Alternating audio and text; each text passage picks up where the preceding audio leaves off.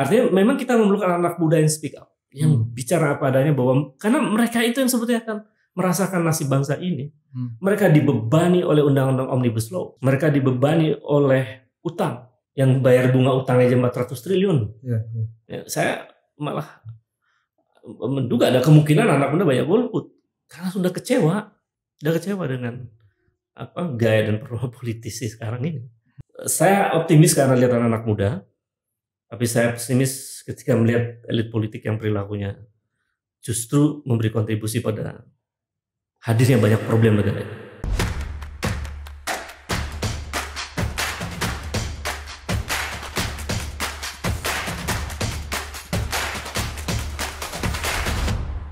Halo Sobat Strategi, kembali lagi bertemu di bincang-bincang kita kali ini bersama saya Ronaldo Blobli, dan kita akan membahas situasi nasional yang berkembang pada saat ini.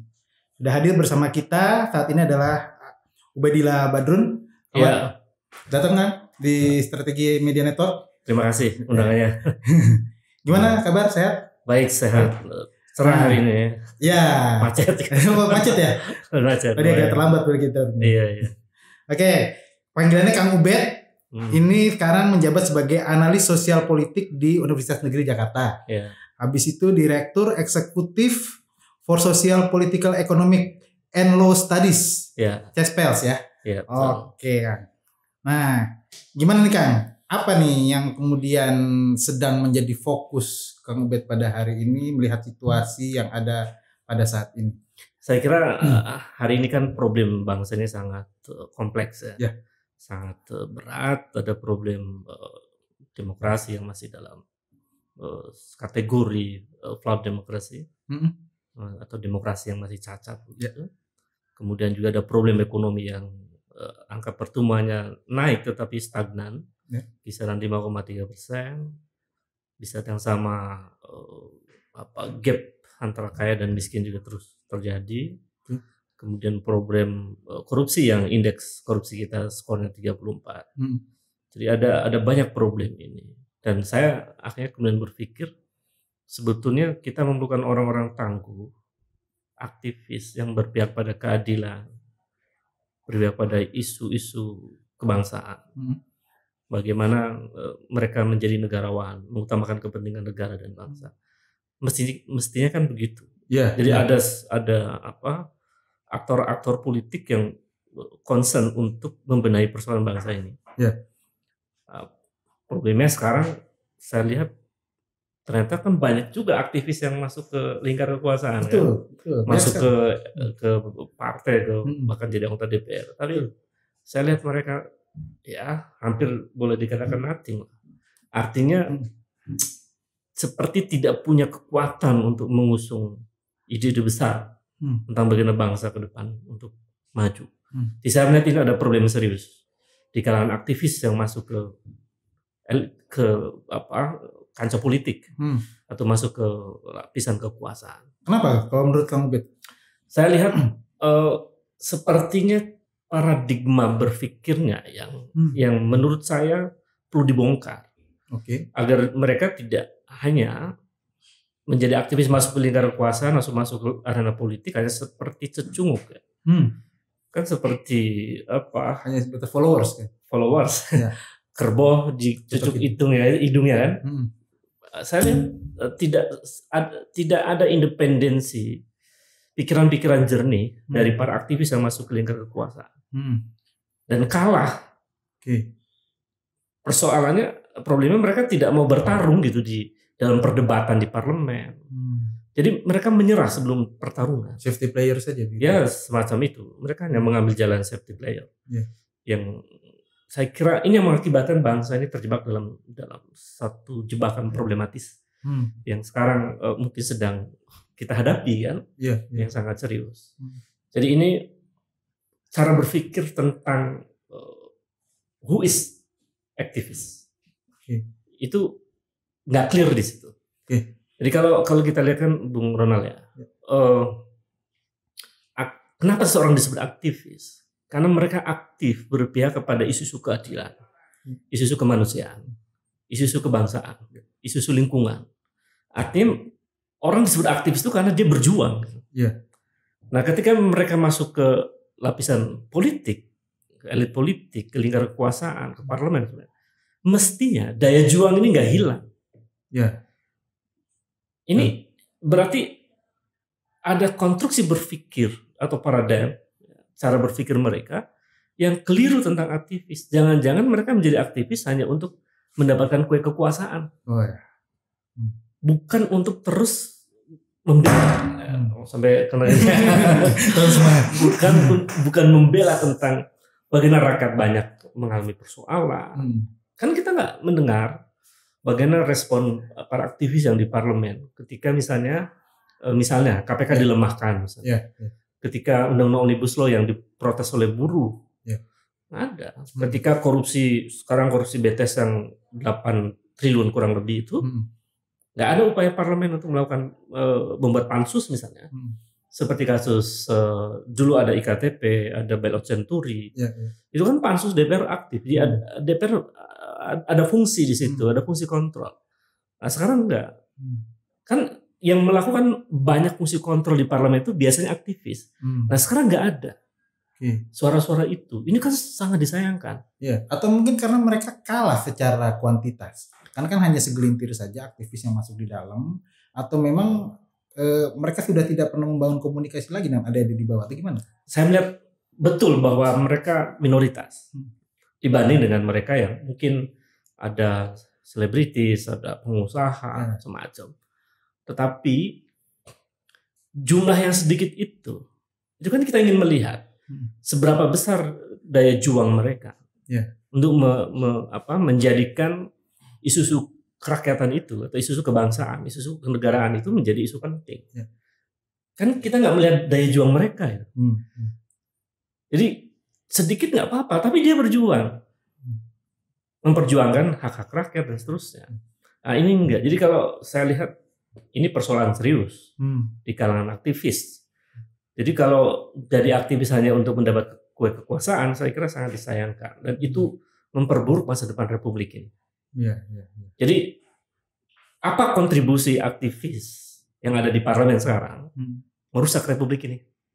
Karena membiarkan proses-proses yang menjauh dari cita-cita proklamasi itu berjalan makin jauh kan dari tujuan bernegara. Kalau kita lihat di konstitusi itu makin jauh. Nah, mestinya aktivis itu on the track di situ, bahwa dia boleh ketika masuk ke arena politik praktis, dia boleh melakukan proses adaptasi, ada fleksibilitas di situ. Tetapi fleksibilitas aktivis itu dia tidak mengorbankan idealismenya dengan sebuah proses transnasional yang sangat murahan gitu loh. Itu kan bahaya. Jadi itu bahaya yang lebih parah. Dia mengedukasi adik-adik aktivis di kampus. Menjadi aktivis itu nanti jadi anggota DPR lalu pragmatis saja. Kan buruk. Ada yang melihat ini aktivis apaan. Jadi merusak cara berpikir aktivis muda. Oh, ternyata begitu perilaku aktivis. Dan saya kira kita perlu kasih tahu ke publik nih, karena generasi Z juga, bahwa tidak semua aktivis seperti mereka. Ada aktivis yang masih kemudian menjaga idealisme itu dan sangat progresif, tapi juga adaptif dan terus berpikir tentang perkembangan yang berkumpul di media-media alternatif, media, seperti misalnya strategi ID, konteks Kode ID, itu kan alternatif dan saya kira media ini masih menjaga itu. Agar ruh aktivis itu memang harus terus dijaga. Iya, Kang Ubed juga beberapa waktu kemarin juga masih sempat aktif ya untuk kemudian memberikan muatan-muatan kepada adik-adik KRL KKN ya. Iya betul. Iya. Nah itu gimana tuh ceritanya? Jadi saya sampai sekarang masih membina mahasiswa. Jadi karena bagi saya jiwa aktivis saya nggak hilang. Sulit untuk dihilangkan karena begitu ada ketidakadilan, ada penderitaan, saya akan pasti respon. Nah, yang saya lakukan hari ini agar ada transfer of knowledge maupun transfer of value, activism itu berjalan, saya buat sekolah politik. Jadi sekolah politik untuk anak-anak mahasiswa gratis. Jadi saya memang melakukan kaderisasi dan banyak aktivis yang lahir dari sekolah politik itu, aktivis generasi Z sekarang. Kemudian selain itu saya selalu hadir dalam pelatihan-pelatihan kepemimpinan dan manajemen aksi di kalangan mahasiswa. Di semua, bahkan di banyak kampus itu. Jadi upaya untuk melakukan kaderisasi di kalangan aktivis harus lakukan, termasuk ketika membentuk komite rakyat lawan korupsi nepotisme itu. Itu saya melihatnya kan ada problem serius bangsa ini. Ketika dulu kita tahun 98 reformasi ingin bahwa praktek korupsi itu terkikis, makin hilang. Nah, sekarang justru makin parah gitu, makin tumbuh subur. Bahkan seorang Menko bilang ada ke depan ada korupsi, samping kanan korupsi, kiri korupsi, belakang korupsi. Artinya ada di mana-mana. Itu menteri loh yang bilang. Berarti kan situasi ini memerlukan satu upaya serius untuk melakukan perlawanan. Nah, saya pernah mengajukan perkara ke isu KKN dan tindak pidana pencucian uang ke KPK, lalu kemudian mahasiswa minta respon, minta diskusi, lalu kemudian saya sekaligus membuat kaderisasi di situ, buat komite dan bikin pelatihan, lalu konsolidasi agar mereka adalah barisan terdepan untuk melawan korupsi itu. Karena bayangkan Bung, korupsi kita ini kalau menurut KPK kan kurang lebih 10% dari APBN. Dari 2.700 triliun lebih kurang lebih. 10% kan berarti 270 triliun. Itu 270 triliun itu kalau untuk menyekolahkan anak-anak di desa, lebih dari 1 juta anak di desa di seluruh Indonesia sarjana gratis. Ini sama artinya membunuh kesempatan 1 juta anak muda generasi Z. Rusak Republik ini. Kalau itu kemudian dibiarkan. Jadi menurut saya memang harus ada yang konsen untuk konsisten memperjuangkan agar korupsi ini diberantas sampai ke akar-akarnya. Itu kan amanat reformasi. Dan itu bukan hanya amanat reformasi sebetulnya. Itu amanat konstitusi. Undang-undang. Dan itu amanat proklamasi. Bung Karno, Bung Hatta, Syahrir, Tan Malaka, Agus Salim, Wahid Hasim. Mereka membayangkan ada semacam imajinasi tentang bangsa ini. Akan menjadi bangsa yang maju, bangsa yang civilized, yang beradab, dan bangsa yang memang efisien dalam menjalankan negara, tidak koruptif. Ada good governance sama clean governance. Itu kan cita-cita pendiri bangsa ini. Agar tujuan negara itu sampai ke gerbang kemerdekaan dan sampai tujuan besar di dalam sebagaimana ada dalam pembukaan di 45 itu. Jadi saya kira itu. Nah, dalam perjalanan Kang Ubed masih kemudian tadi membangun sekolah politik buat adik-adik generasi Z ini, Kang Ubed juga melakukan komunikasi nggak dengan kawan-kawan yang sudah ada di dalam?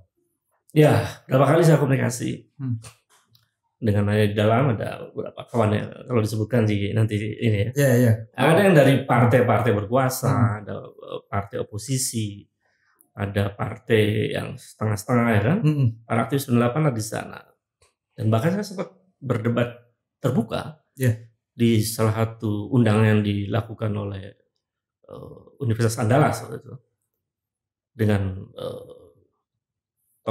tokoh ya, yang mengaku aktivis 98 yang kemarin bertemu dengan salah satu capres yang yang capresnya sebetulnya terkait dengan persoalan pelanggaran HAM kan. Itu berdebat. Ada yang bilang dia setuju apa yang saya sampaikan tentang pentingnya memperjuangkan rakyat dan bangunan idealisme dari aktivis. Tapi dia selalu menghindar dengan argumen bahwa saya politisi.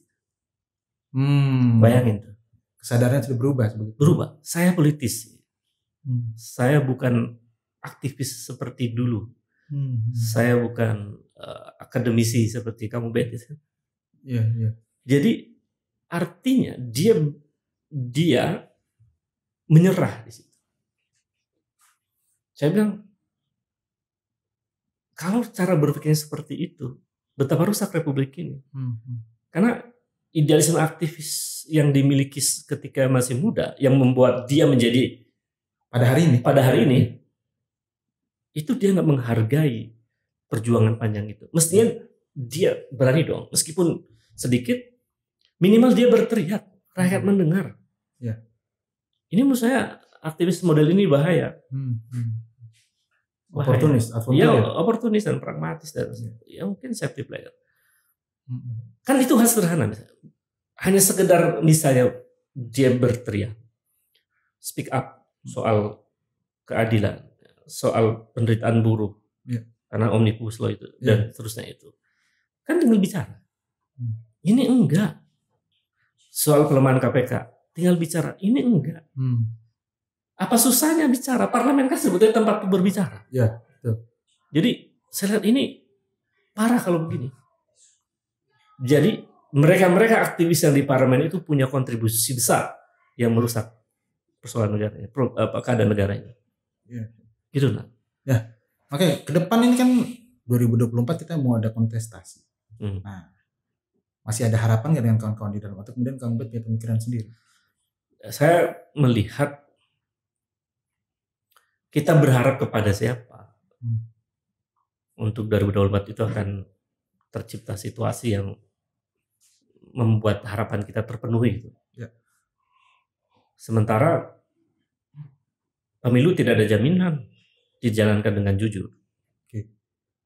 Saya harus katakan ketua KPU ini sekarang ini oleh Dewan Kehormatan Penyelenggara Pemilu DKPP sudah disebut melanggar kode etik, pelanggaran berat. Kalau sekali lagi melanggar dia dipecat. Artinya ketua KPU sekarang ini sebenarnya cacat secara moral. Karena dia melakukan satu pola-pola permainan yang sangat pragmatis dalam soal pendaftaran partai waktu itu dan seterusnya. Ada banyak persoalan.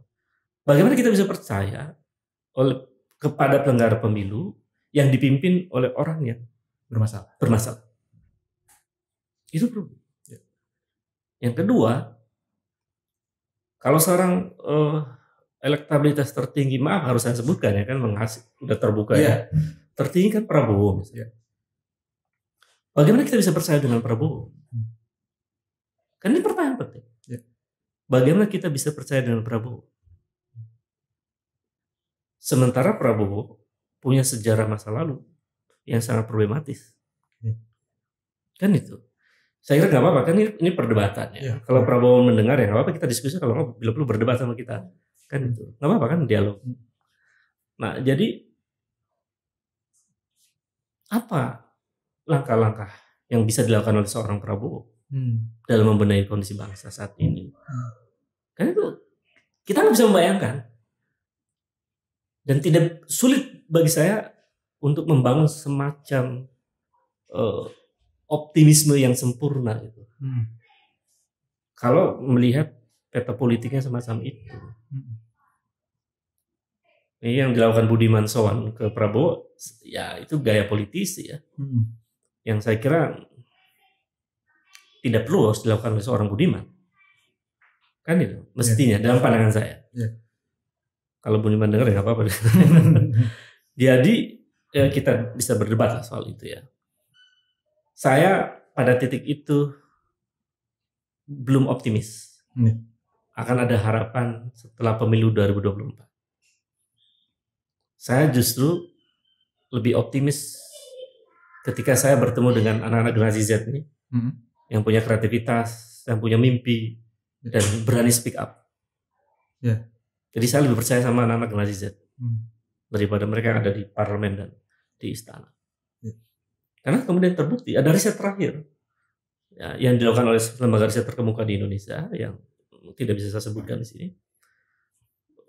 Ketika ditanya anak-anak generasi muda, generasi milenial dan generasi Z, pemimpin seperti apa yang Anda inginkan? Jawabannya dua. Yang jujur dan punya integritas. Itu jawaban anak-anak generasi Z.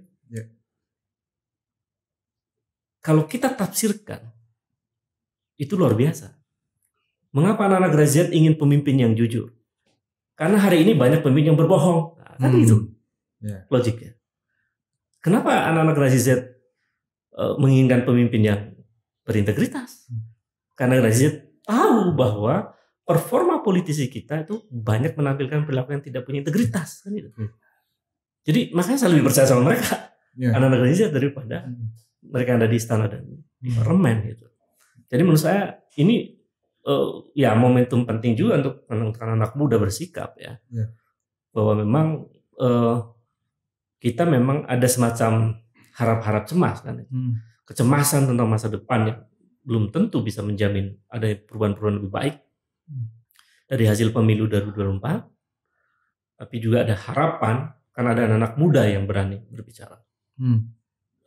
Di situ sebetulnya saya kira yang membuat saya sebagai akademisi melihat kita masih optimis karena saya melihat anak-anak muda masih punya harapan. Mereka masih bisa speak up. Apalagi di era digital sekarang kan. Si siapa yang di Lampung tuh hanya sekedar menceritakan, memberitakan jalan yang rusak. Saya lupa namanya. Betul. Itu kemudian menjadi viral. Itu menjadi sebuah gerakan digital sebetulnya. Artinya memang kita memerlukan anak muda yang speak up, yang bicara apa adanya, bahwa karena mereka itu yang sebetulnya akan merasakan nasib bangsa ini. Mereka dibebani oleh undang-undang Omnibus Law. Mereka dibebani oleh utang yang bayar bunga utangnya 400 triliun. 400 triliun itu kalau untuk menyekolahkan anak itu bisa 4 juta anak sekolah sampai sarjana gratis. 400 triliun. Kalau dia hanya untuk misalnya menjadikan anak muda Indonesia jadi profesor, dokter sampai profesor, 400 triliun itu bisa 40.000 anak Indonesia bisa jadi profesor. Itu dari bunga utang. Artinya beban ini luar biasa. Dan itu diwariskan ke anak-anak generasi Z dan muda. Mereka akan terjebak bayar pajak, kan NIK-nya sudah jadi nomor pajak. Semua tersistem. Jadi beban itu dibebankan kepada generasi Z. Nah, ini ruang politik 2024 itu harus menjadi ruang anak-anak generasi Z. Mereka mesti bersikap. Ada enggak di antara kontestan itu, baik partai yang di parlemen maupun calon presiden maupun nanti gubernur kepala daerah, yang memberi harapan kepada mereka dan memastikan bahwa masa depan anak muda itu sejahtera. Karena 60% dari pemilih 2024 itu adalah anak muda. Jadi ini anak muda masih memang bergerak untuk mengambil sikap. Apakah dia akan menjatuhkan pilihan atau mungkin tidak? Kan golput juga nggak ada masalah misalnya kan. Pilihan juga. Itu pilihan juga kan. Ya, saya malah menduga ada kemungkinan anak muda banyak golput karena sudah kecewa dengan gaya dan performa politisi sekarang ini. Itu. Jadi saya optimis karena lihat anak muda, tapi saya pesimis ketika melihat elit politik yang perilakunya justru memberi kontribusi pada hadirnya banyak problem negara ini. Makanya kalau menurut Kang Ubed nih, kita evaluasi dulu nih ke belakang. 2 periode pemerintahan Jokowi, kemudian dengan harapan ke depan, bahwa kan ada kemudian generasi emas 2045, itu kan juga menyangkut generasi Z. Kan?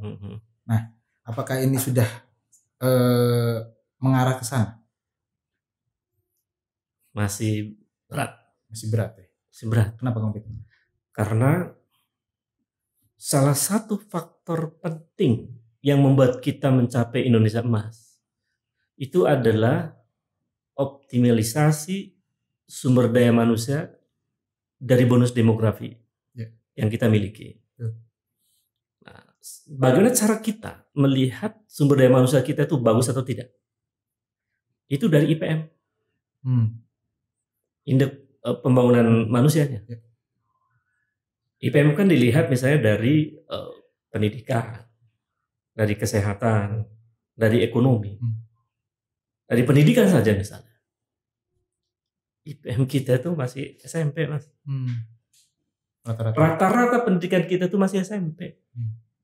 Bagaimana kita berharap bagi masa depan Republik ini kalau rata-rata kita masih SMP? Nah, itu mestinya dikerjakan oleh pemerintahan ini sejak periode pertama. Tapi kan periode pertama fokusnya udah infrastruktur, Baru periode kedua bilangnya fokus pada SDM, tapi omong kosong. Di periode kedua disuruh ribut urusan IKN. Coba bayangin, IKN kemudian kereta cepat, gerakan untuk meningkatkan sumber daya manusianya nggak kelihatan. Minimal nggak jadi perdebatan yang kita jadi tahu naik gitu. Enggak, IPM kita stagnan di angka 70-an. Rendah. Jadi berat. Indonesia emas hanya bisa dicapai ketika sumber daya manusia kita berkualitas. Dan pekerjaan 2 periode ini menurut saya gagal untuk membangun sumber daya manusia itu. Karena uang difokuskan untuk infrastruktur. Sementara infrastruktur kan dimaksudkan untuk meningkatkan angka pertumbuhan ekonomi. Tapi gagal di situ. Karena stagnan angka pertumbuhan ekonomi kita 5,3%. Kalah sama Malaysia, kalah sama Thailand, kalah sama Filipina, kalah sama Vietnam. Vietnam pernah 13%. Tahun kemarin apa masalah? Malaysia 14%. Filipina ya di atas 8%. Rata-rata Asia Tenggara itu 8% ke atas. Kita 5,3%. Jadi berat. Nah, kalau isu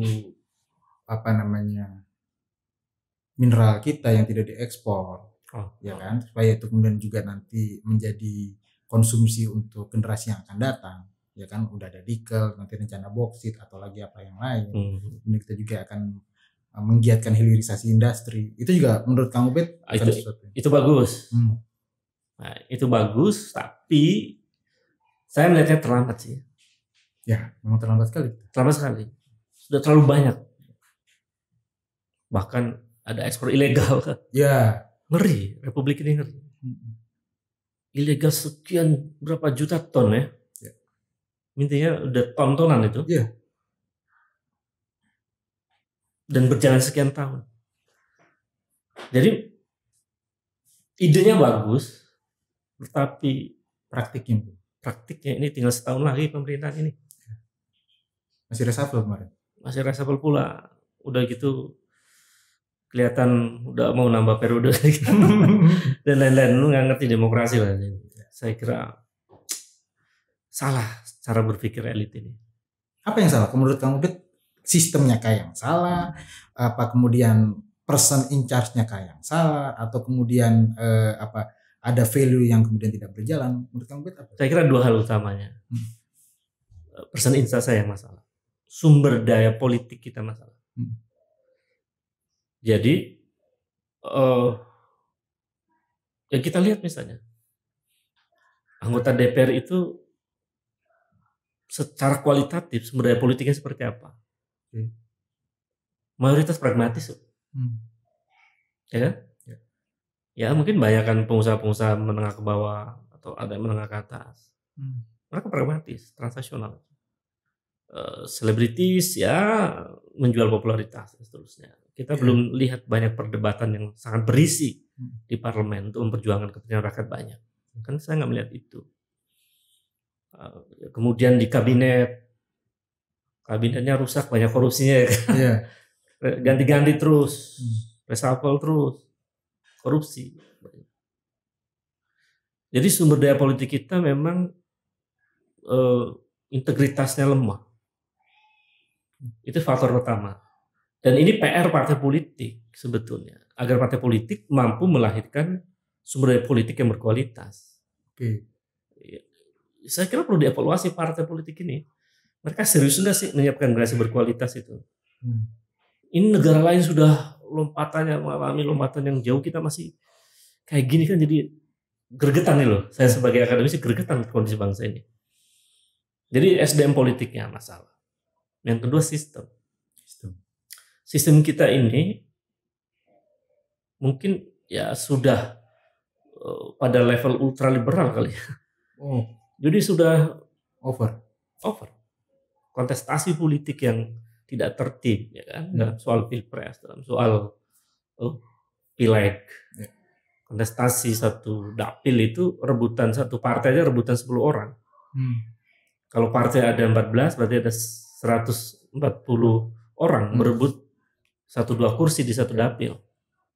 dan itu dibiarkan semua caleg berkompetisi secara liberal, sehingga jor-joran uang kompetisinya. Kasihan juga caleg itu dibohongin aja sebetulnya. Bayangin, satu dapil itu misalnya hanya perlu 2 anggota DPR, diperebutkan 140 orang, itu pasti kan ada 138 orang pasti nggak jadi. Jadi satu kompetisi yang liberal saya kira yang terjadi saat ini, dan itu memerlukan evaluasi.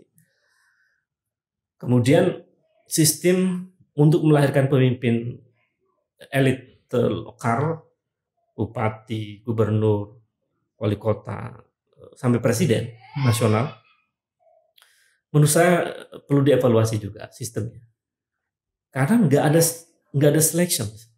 Saya ingin menganut pikiran begini. Kalau kita ingin melahirkan pemimpin yang berkualitas, setidaknya itu 2 hal minimal prosesnya. Ada seleksi di situ, ada selection, lalu baru election. Nah, yang terjadi di Indonesia untuk menjadi bupati, wali kota, gubernur itu nggak ada seleksinya kok. Survei bukan seleksi. Survei itu kan pandangan publik. Itu bukan seleksi. Itu pandangan publik yang bisa dimainkan, yang belum tentu survei juga memegang teguh prinsip-prinsip ilmiah, yang kita bisa bongkar mereka metodologinya, karena nggak ada transparansi, biaya dari mana, dan seterusnya. Ada lembaga survei jadi konsultan, lalu merilis yang menang pasti yang dikonsultani kan. Jadi ada persoalan di situ yang menurut saya belum ada kode etik menata lembaga-lembaga survei ini. Aturan mainnya belum clear. Jadi saya kira perlu juga tuh diperbaiki itu lembaga-lembaga survei itu. Jadi nggak ada seleksi. Gubernur, siapa yang punya duit, beli dukungan partai. Presiden sama aja nggak ada seleksinya. Coba jadi ini ASN, polisi, tentara, bahkan pegawai KPK aja harus TWK.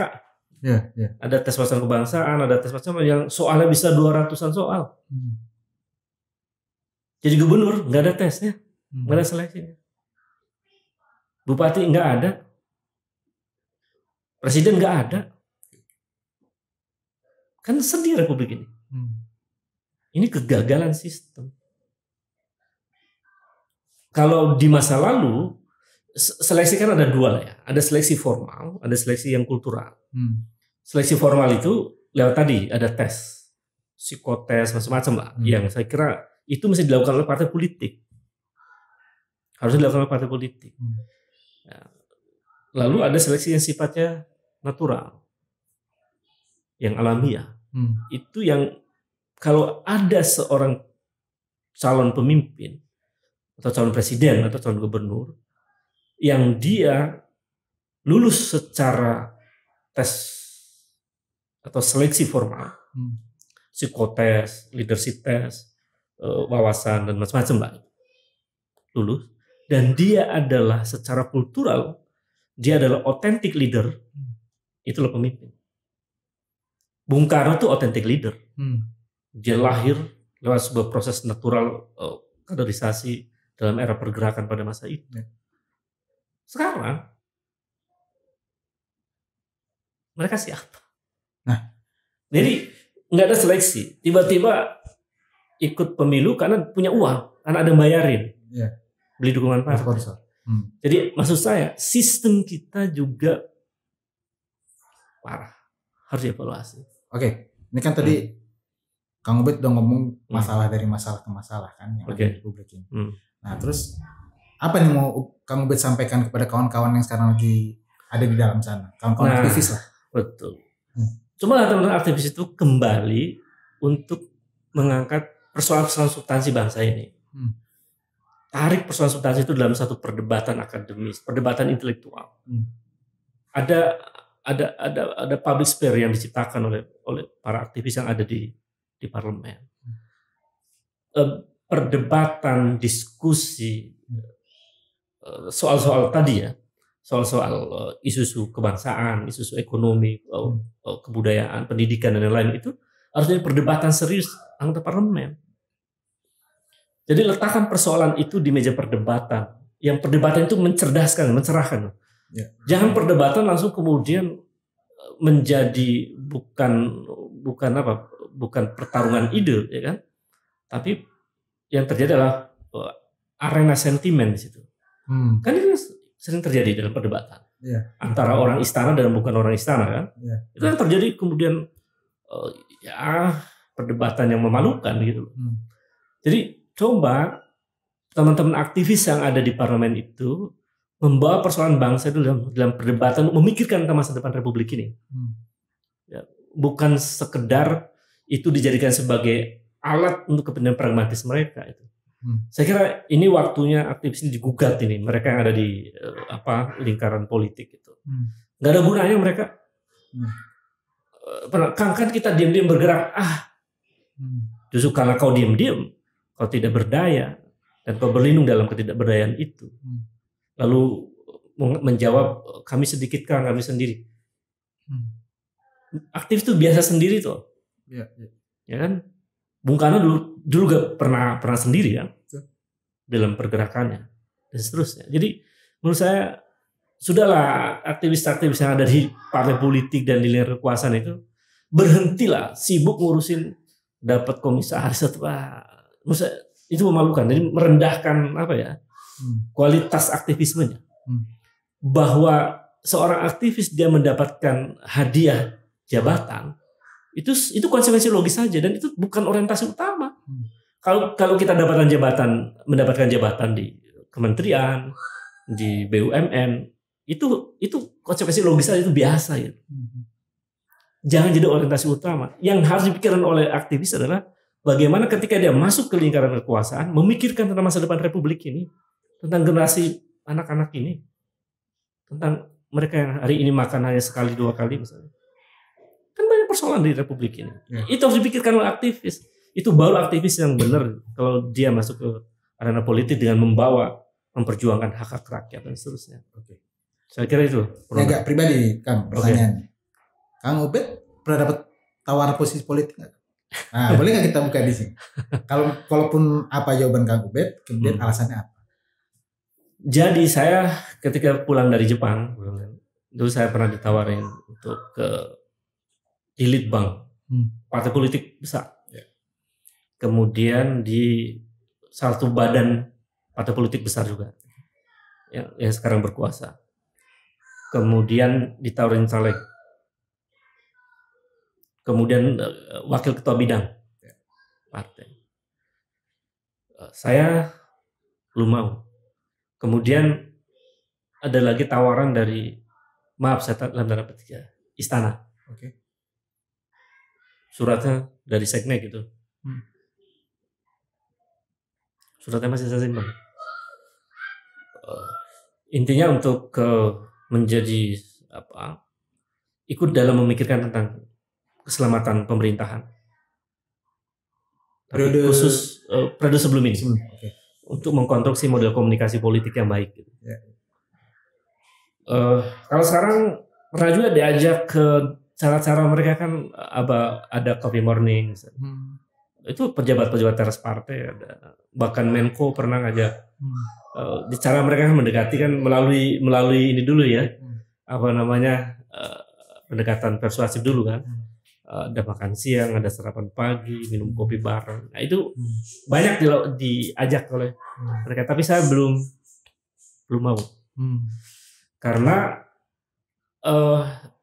saya lihat performa politisi kita itu kan masih jauh dari standar negarawan.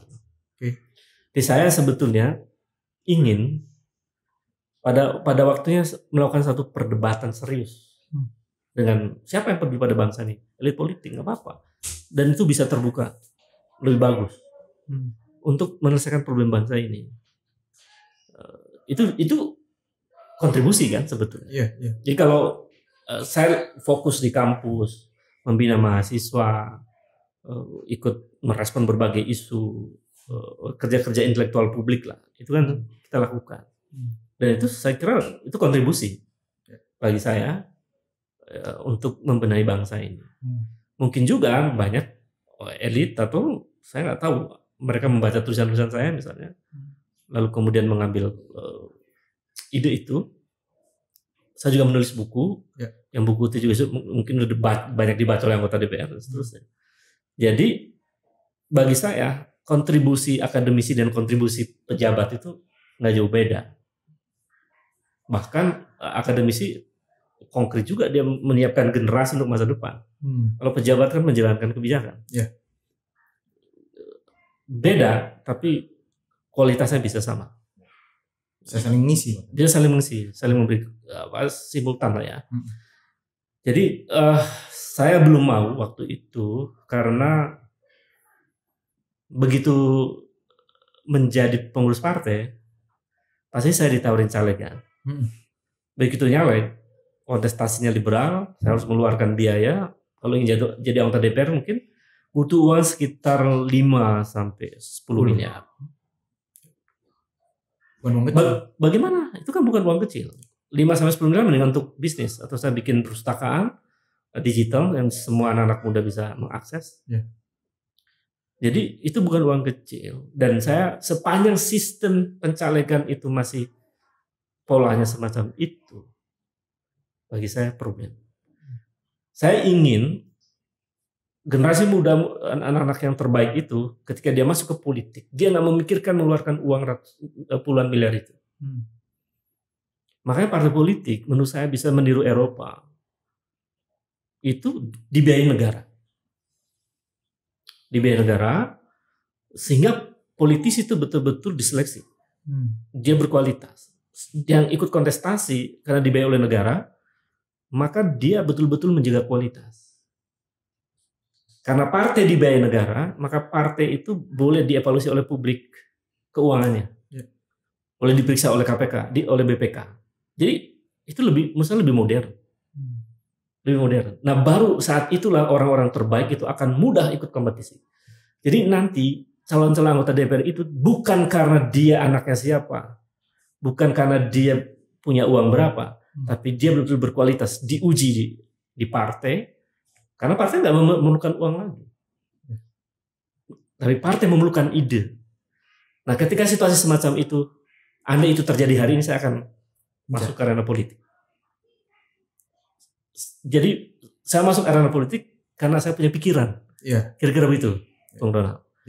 Nah, kalau sepanjang masih begini, sepertinya sulit. Mungkin kalau saya diberikan kesempatan di arena yang lain, tidak melalui sebuah proses yang sangat transaksional itu, mungkin saya bersedia. Mungkin. Nah, itu belum tentu. Gitu Bang. Iya.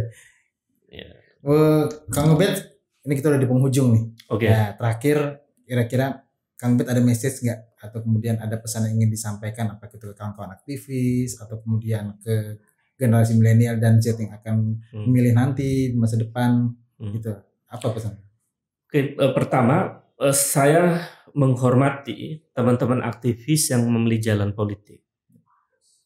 Tetapi saya tidak menghormati ketika aktivis memilih jalan politik, dia melupakan agenda-agenda perjuangan untuk kepentingan rakyat banyak. Itu pertama. Jadi mulai, saya kira meskipun terlambat, saya harus ketuk pikiran dan hati nurani para aktivis di parlemen untuk mulai on the track. Bahwa mereka membawa misi besar. Mereka mesti menjadikan persoalan-persoalan rakyat itu diperjuangkan oleh mereka. Yang kedua, untuk generasi Z, menurut saya generasi Z adalah generasi yang menentukan masa depan. Anak muda ini 60% akan menentukan masa depan Republik ini. Maka sudah waktunya teman-teman generasi Z dan generasi milenial ya sebelumnya betul-betul menjadi generasi yang rasional. Jadi generasi rasional yang independen, merdeka berpikir dan tidak ada beban ya, untuk menyatakan kebenaran, keadilan, kemanusiaan dan seterusnya. Karena itu kunci kemajuan. Ketika ada generasi yang merdeka, demokrasi kita akan menjadi sehat. Kemerdekaan itu dibangun dengan rasionalitas ya. Dengan tingkat pendidikan yang makin tinggi. Jadi ini agendanya luar biasa banyak. Maka anak-anak muda saya kira sudah waktunya untuk memiliki sikap politik yang independen. Apakah dia menjatuhkan pilihan, berafiliasi atau tidak sama sekali. Tapi argumen rasional yang menentukan mereka bersikap. Bukan sekedar ikut-ikutan. Dengan cara itu Indonesia bisa maju karena ada pikiran yang bekerja dalam politik. Saya kira itu, Oke. Mudah-mudahan Indonesia akan lebih baik dengan harapan pada anak muda ya. Amin. Terima kasih Kang Ubed, kita udah boleh Sama-sama. bincang-bincang sampai nanti kita ketemu lagi di diskusi-diskusi yang menarik lainnya. Sama-sama. Ya.